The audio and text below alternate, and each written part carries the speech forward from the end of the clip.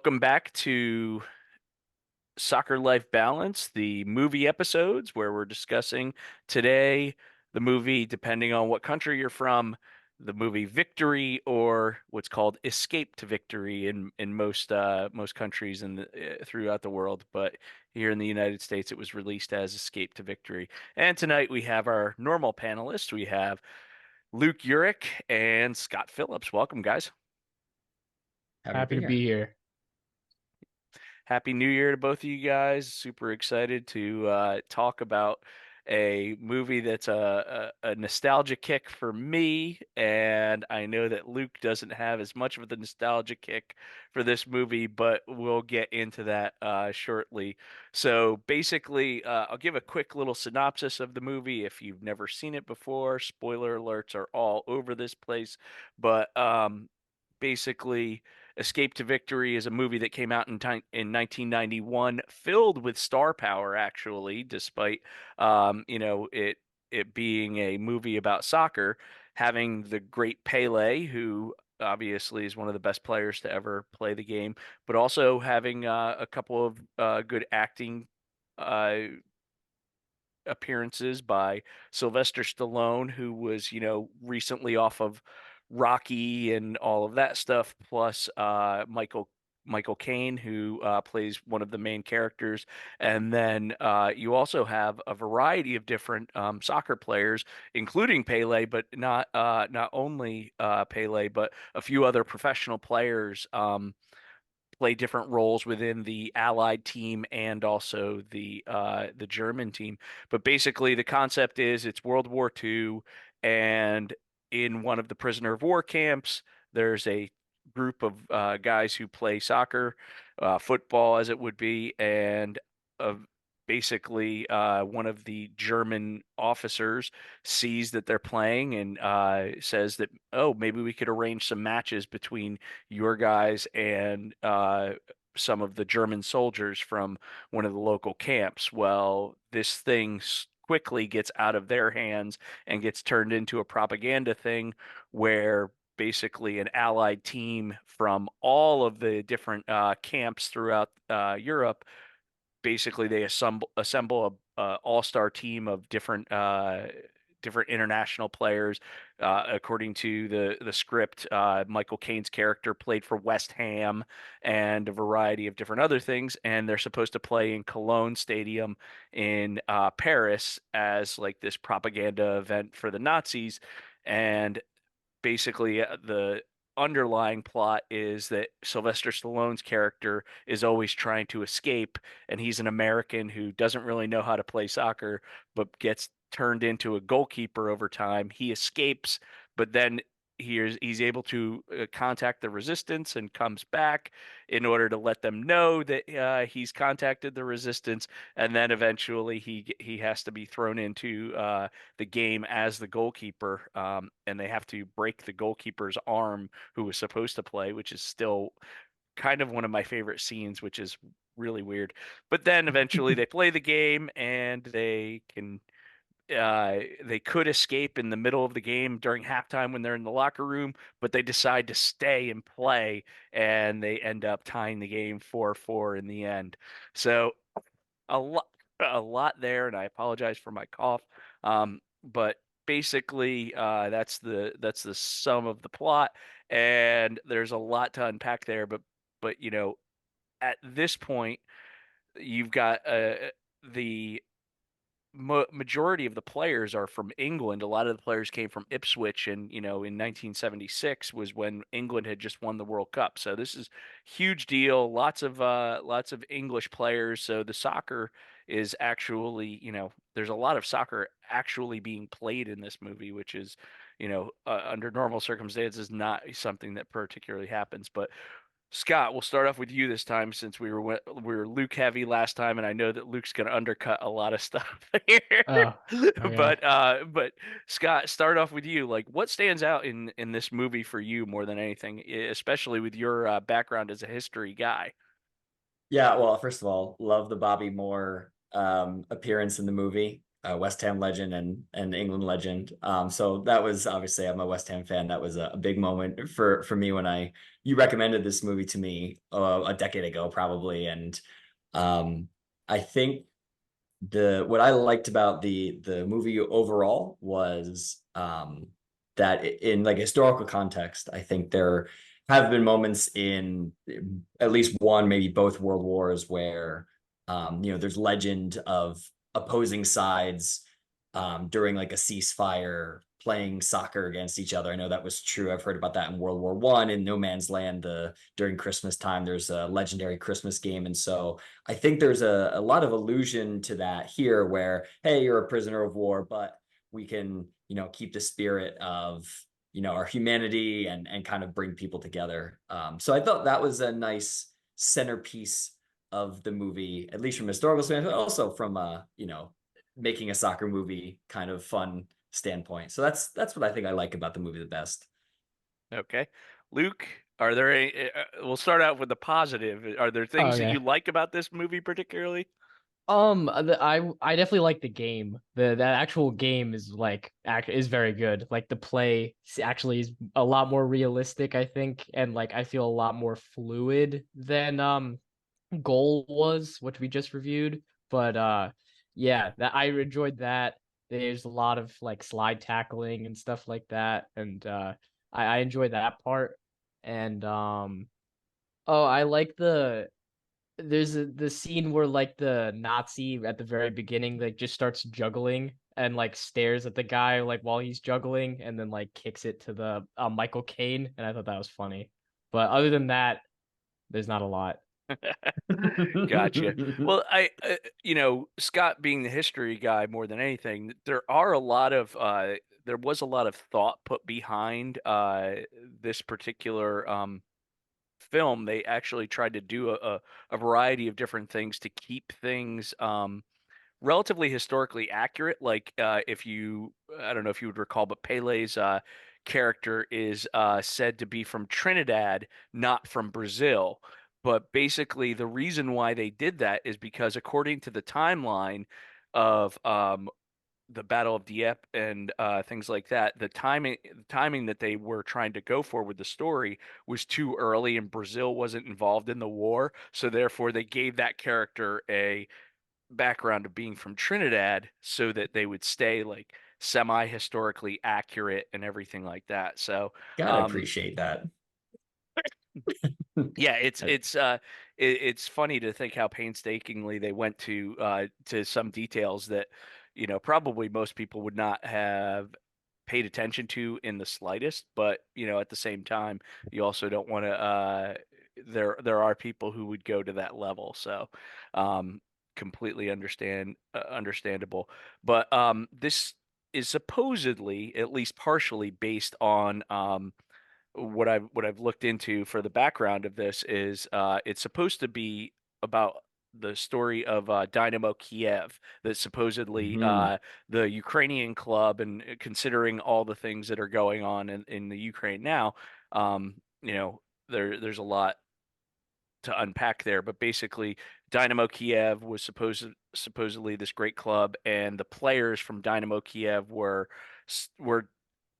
the rumor or the legend was that they had played a variety of different games against the German soldiers and had always won all of these games. And then there was something that was historically referred to as the death match, where basically they were told that if they won, that they were going to get killed. And so far from what I've read, that actually has been disproven, that most of the players uh, made it through the war. The four that did die died much later and everything like that. So that whole history was a little bit false. It is still, I think, one of the reasons why they started out making this movie, because actually this movie is a remake from a 1962 Hungarian movie, I think it Hmm. was.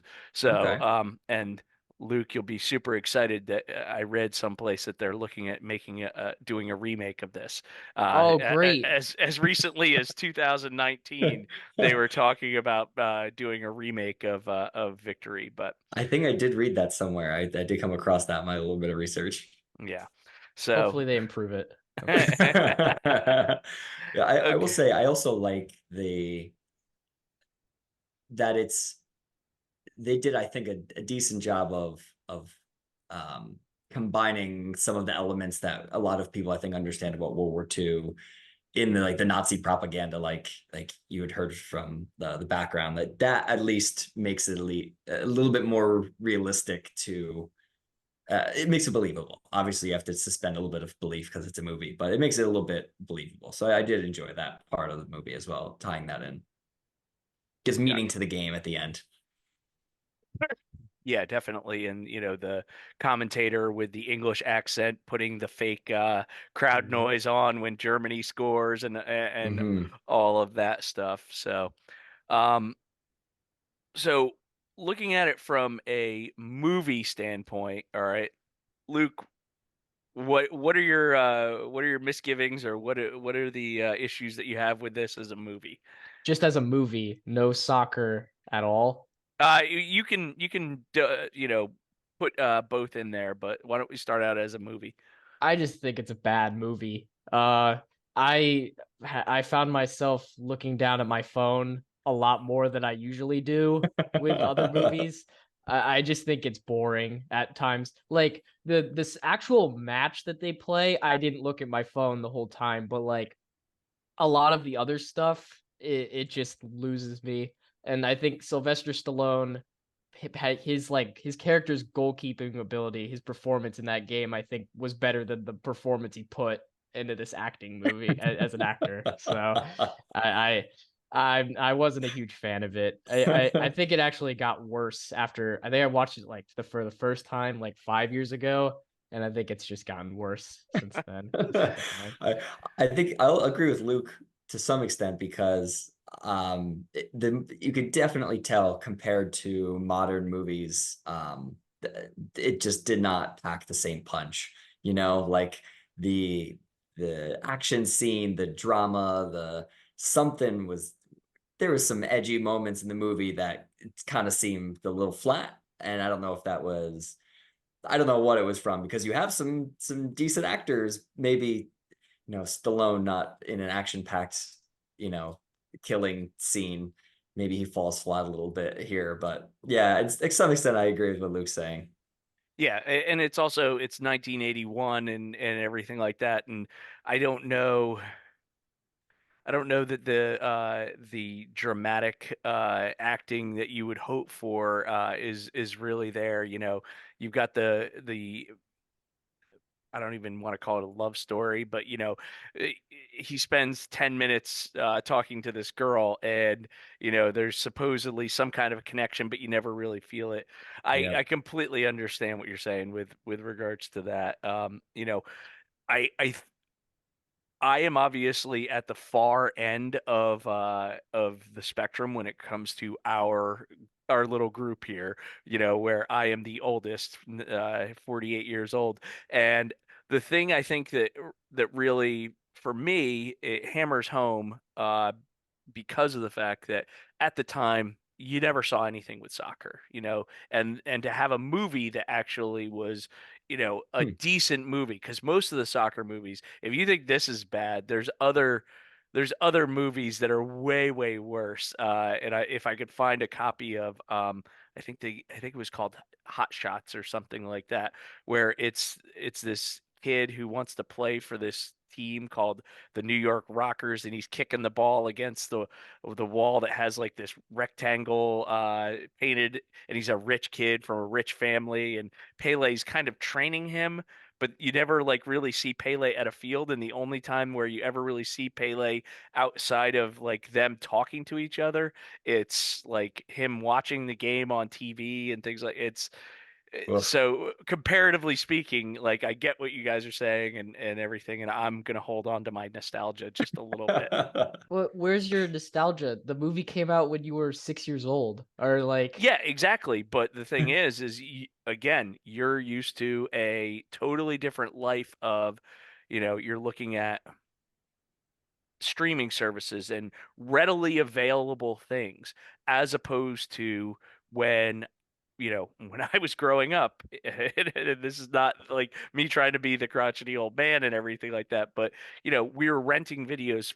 Blockbuster didn't even exist particularly at the beginning, but when you stumbled upon a movie in 1985, the fact that it was 4 years old was not that really big of a deal. I didn't see this in the theater, and would not have, but the stumbling upon it in the ShopRite video section when you're renting it was like, oh my gosh, that's awesome. And there was such a limited number of movies that you could rent that finding something like this was just a really cool thing. Hmm. So just when you think about like the availability of stuff that you guys have,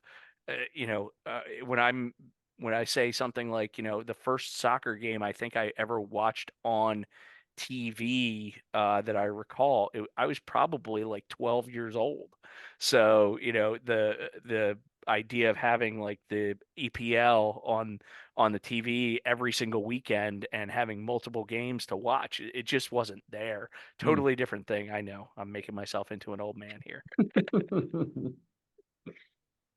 I will say I enjoy Stallone Stallone's line of throughout the movie saying, this game is wrecking my life, or this game is destroying my life. That I think is something that resonates with a lot of us soccer fans, at least as a coach. You have ups and downs in training, ups and downs in your season, and you win a game, lose a game, playing time, whatever your frustrations. I know we've at one point in our lives had the thought like, man, this game, it's eating me up, and to hear Stallone say that kind of gives me a little bit of a chuckle. It's cool to see a big name like that kind of push soccer into the forefront. No doubt. So I think at this point it's probably a good time for us to do our goal difference on the positives negatives. So I know Luke's gonna have almost all the negatives, so I'm gonna That's let not him. true. That's not true. All right. That's I'm gonna not let you true. start though, Luke, so Okay. you could give I'm us a positive negative count here. I'm gonna start with a positive. No goalies dived out of the way in this movie, which goal cannot say they can't say they did that. Stallone puts in a believable, I think, goalkeeping performance somewhat, and it's really gritty. And like he gets kicked in the face and he starts bleeding. But I like that a lot. So that's a positive. Okay, positive soccer realism. Soccer Okay. realism. Also, the play, I think I mentioned it before. It's a lot more fluid, I think, than Goal was, and it's a lot more, I feel like, believable than like Goal was. So, and like some of the goals they show are just like really like gritty. The one that gets disallowed is like the ugliest one like you can ever see, but like I feel like that's very realistic and like how like chippy the game was and stuff like that. And they also show a ton of slide tackles and like fighting and stuff. So I like All that right, too. so we're at the positive two based on Luke. Do you want to go with the reverse I to might be take one out of away? positives. No, I was gonna say if you want to put in one of your negatives to even out your score a little bit. Okay. Uh, are we looking for like soccer negatives or like movie The negatives? movie we're doing it as a movie in total. Okay, so um I like this isn't like really that important, but like there's this when has like his bicycle kick that ties the game, like he scores and then they like go back to it and like have he does it in slow-mo like five different times or something like that and he like scores again. Like I just thought that like they should do like the slow-mo like while he's like before he's gonna score because they do like the fast one and then they do it again. But I don't know, that's weird. I'm just being picky, but that was a negative for me, I guess. Okay, But I have better ones than that. okay.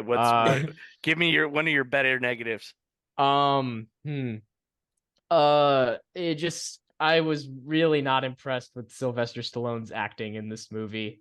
Like, and also just like his character like was kind of confusing for me because like I don't know. This movie just like kind of makes me confused. But there's there's one scene where like he he's like he doesn't make the team because Michael Caine just doesn't want anything to do with him, and then he's like, oh, like I don't care about your stupid ball. Oh no, that was it. That's what I was thinking of. I finally got there where he just like tackles a guy like on the side in the Yes. middle of the game and Yeah. for no apparent reason, and yeah, and like it is like gets upset about it afterwards when like he it's clearly a foul and he's like, well, I'm gonna play my ball if like you're not gonna I don't know, Yeah. but Don't It's I'm like a play just that little kid. American style. yeah, the Yeah, American yeah. style, yeah, but Throwing I'm his just like rambling temper here. tantrum. Yeah. Yeah, but I that was another negative for me. But I'll leave it at that because I don't want this to be like extremely like sad. All right. So we're at an even with Luke at an even 0. But that's not like official. That's just like if Yeah, you I gave know. me enough time, it'd probably be a little more negative. Okay. All right. What do you got, Scott? So I'm gonna be a little nitpicky. If we're talking soccer realism, I gotta say the worst soccer realism moment for me was when Sylvester Stallone is discovered as potentially a goalkeeper. He hops in net and saves a ball, and then suddenly it turns into like a rec style practice where every player they're like, oh yeah, kick more at me. Sylvester's like, kick more at me, and then there's like, like everyone's kind of kicking 3 or 4 balls at the goalie like you see in a rec practice. Like that is the most unrealistic thing, especially when you have professional players there in the movie. I was rolling my eyes the whole time. I was like, oh yeah, okay. They clearly are setting up Stallone for this moment later on. So that was a little bit negative for me in terms of soccer realism. But I will say that the overall thing I enjoyed about the movie was that even though there was a lot of soccer and then the game, this match was the center part of the movie, I think they actually did a decent job also having this escape plan, Stallone escaping and coming and then having to return to the camp. I thought that plot line actually added to the movie. It wasn't just soccer, right? With Goal, the entire thing was soccer, and there's some you know, journey through the professional ranks and all the trials and tribulations. Clearly, just a soccer movie. This added a little bit extra, which I think was nice. Yeah, there's a World War II movie going on in concert with the soccer movie, and yeah, that's it's kind of got a dual pronged effect to it. And you saw Sylvester Stallone do a little stunt, hopping on the side of that car in his escape. Man, if you didn't have any Sylvester Stallone stunts, I would not have bought this movie at all. All right, so we've got you with one positive, one negative. Do you have anything else to add there, Scott? I'm gonna sit for now. You're gonna sit for now. I Okay. just thought of something if I Okay, can what do you bring it got there, up. Luke? He was talking about that scene where they're like shooting on him, like so when he first goes in goal, and like he catches a few like Santiago like crap shots from like goal, like they're not good shots. And then Michael Caine is just comes over and he's like, you know what, you're all right at goalie, and like and then it's just like he's not a good goalie in that moment. So Yeah. yeah, I guess that's another Okay, negative. so we're just backing up Scott's negative. So we're still at an even 0. So I'm gonna I'm gonna try and put my positive spin on a few things. First of all, like you've got the Bill Shankly quote from I forget what year exactly, but soccer is some people say it's a matter of life and death, and I think it's way more important than that. And obviously, that's an extremism to soccer, but I like the choice of the players. I don't know if they would make this choice in real life, as the story of Dynamo Kiev is not real and everything like that. But that choice of that there are some things more important than we realize, and so the players being willing to go back and everything like that in order to play a game for this level of pride and everything like that. I I really like that aspect of it. Again, I kind of shudder to that this is one of my favorite scenes, but the scene of the goalkeeper breaking his all getting his arm broken so that they can get Hatch out of solitary confinement. Again, like that idea of, you know, I'm part of a whole and that my own sacrifice is going to be good for the group. Obviously, I've never been in a war. I do not plan to be in any wars. I can't even imagine what it's like to be in a POW camp, but the willingness of the goalkeeper to, you know, get his own arm broken just so that they can find out information. He doesn't get to go to the game. He doesn't get to escape, but he recognizes the greater good and all of that stuff. And then, you know, along that same line of, you know, they had named all these players who could have been on the team, and Colby wants some of the Poles and the Czechs, and they send them from the labor camps, and they're in such horrific shape, and so they're not going to be able to play. But because they're there, they're that if they don't play, then those guys get sent back to the labor camps, and that again, that willingness. So, like, I'm hammering it down as probably multiple times, but I'm going to go as a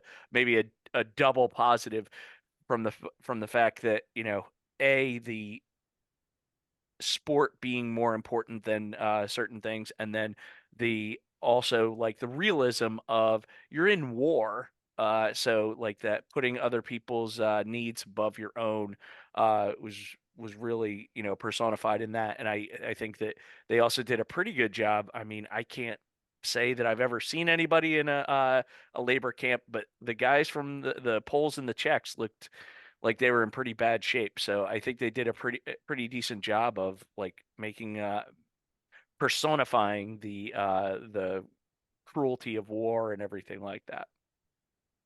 I liked the Michael Caine, his attitude when those players showed up. I kind of wish there was a little bit more dramatic effect in the movie, but I did appreciate that as a very real moment of this is not as simple as a soccer game. I'm not going to send these men to their death. So guess what, guys? They're on the team, and you know, do with that what you will. And telling the team if you want to still play this game and with these, you know, guys that are going through it, and I applaud you. And they go, yeah, you know, for the team. So I did appreciate that. Yeah. Now, my one negative, I've got a positive too. I'm going for the one negative. There is no way, no way, as much as I love the idea of it, there is no way in reality that, like, I can't even suspend my disbelief on the idea that a Nazi Germany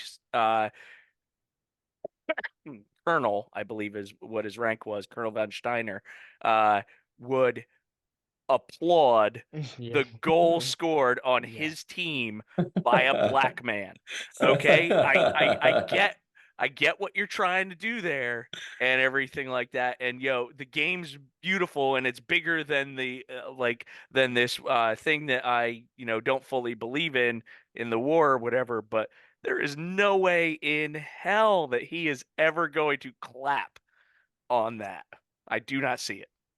There's a moment where he sits down after the game is over, and I like to believe that like he sits and then he like smiles, and then his like face kind of turns back to like he kind of has like a blank face, and I think he just realizes that, oh crap, they're gonna kill me because I did that. And yeah, Yeah. I can't see someone doing that. Yeah. Mhm. And like if we were to nitpick away at the movie, like, you know, obviously the German soldiers in Cologne are not going to have a problem firing their machine guns at a group of people. Yeah. I don't see that being an issue, you know. So I don't, as much as like it's a nice ending to have everybody running out of the stadium in their 1970s and 80s late 70s early 80s garb, their butterfly collars and everything like that. It's just not realistic. You know, at that point, I'm nitpicking. I'm not putting that as a negative. There's, you know, just the Von Steiner thing, I think is a negative. You can absolutely, that moment that Luke just mentioned, after the game's over, if you wanted to, like, you know, have him have a private moment of that was an amazing goal or something like that. Um, go for it, but I don't think that you can have him clap in the middle of his superior officers and everything like that. Yeah, that's Yeah, a fair point. I thought the Nazis were a little friendly in this movie, or like friendlier than you would expect.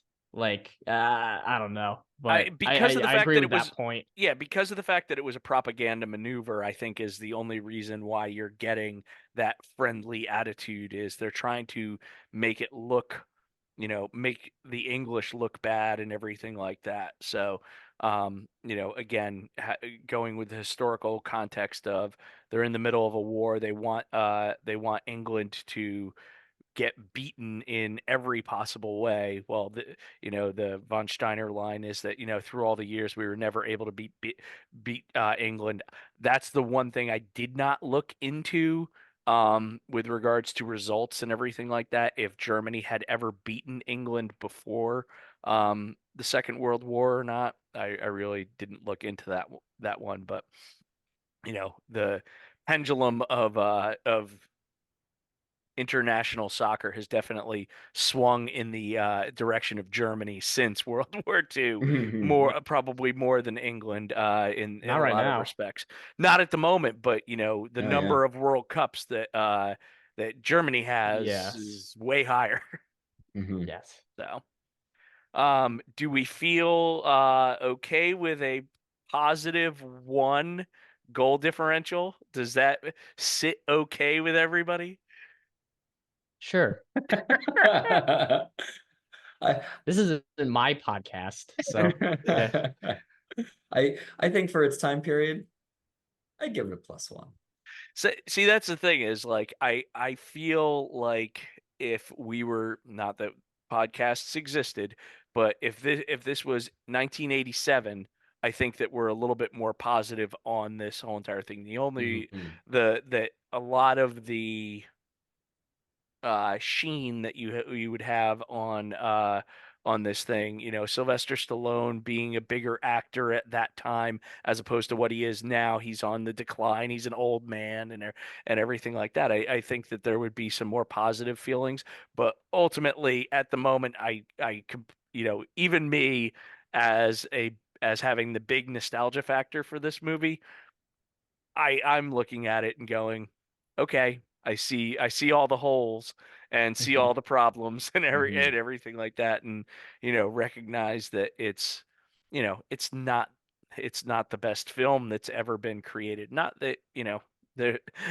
not that anything stands the 100% test of time. I'm sure that if in 20 years we'll be saying that Endgame is not great because of the fact that you don't get to like stand in the middle of it or something like that. Yeah. So we'll figure Yeah. that out. But so we're at a negative or a +1 for goal differential. I'm not going to fight you guys at all on that. Um, any last minute thoughts about the movie Victory? Could there have been a better title? Would you support a Ooh. remake? Ooh. Um, I would support a remake. I I would would. support a remake. Could there be a better title? I'll be honest, I kind of like Escape to Victory. That sounds like there's a little bit more context to the movie And Yeah, stakes. and stakes. Hmm. yeah, I think that the European title of Escape to Victory was a little bit better, a little bit more well thought out. I think that the American version, I don't know why they called it just Victory. I think it's just like anything else. As Americans, we have a tendency to put a positive spin on everything. So Eh, I don't know. I'm guessing that's why that ended up happening. yeah, Hmm. we've always just got to ruin everything for everybody else. Yep. But pardon me. So that is our review of the movie Escape to Victory. Thanks so much, guys, for talking with me about this classic soccer movie. And you know, next time I'm not sure which direction we're going to go, but we're probably going to head for Miracle Match. I think we're going to go with another period piece. The 1952 World Cup team. So Thank you so much again for talking to me, guys. And everybody who is listening. We're Soccer Life Balance, and we're doing the movie podcast for right now. But look here for other soccer related context. Luke, Scott, thanks so much. Pleasure. See ya. See ya.